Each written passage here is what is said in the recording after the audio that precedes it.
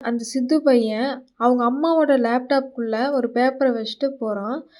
கீழே போய் திவி கிட்ட சித்து, நான் அம்மாவோட லேப்டாப்பில் என்னோட டிராயிங் பேப்பர் வச்சுருக்கேன். அம்மா அந்த லேப்டாப்பை திறந்தோன்னையுமே என்னோட டிராயிங் தெரியிற மாதிரி நான் வச்சுருக்கேன் அப்படின்னு சித்து வந்து திவி கிட்ட சொல்கிறான். இப்போ ரதி வரா. அவங்க 2 பேத்தையும் பார்த்துட்டு தேவ்னு அவங்க ஹஸ்பண்டை நேம் சொல்லி கூப்பிட்றான். அவனும் வரான். வந்தோடனையும் ரதி இருந்துட்டு இவங்க 2 பேத்துக்கும் இன்றைக்கி ஸ்கூல் இல்லையான்னு கேட்குறாங்க.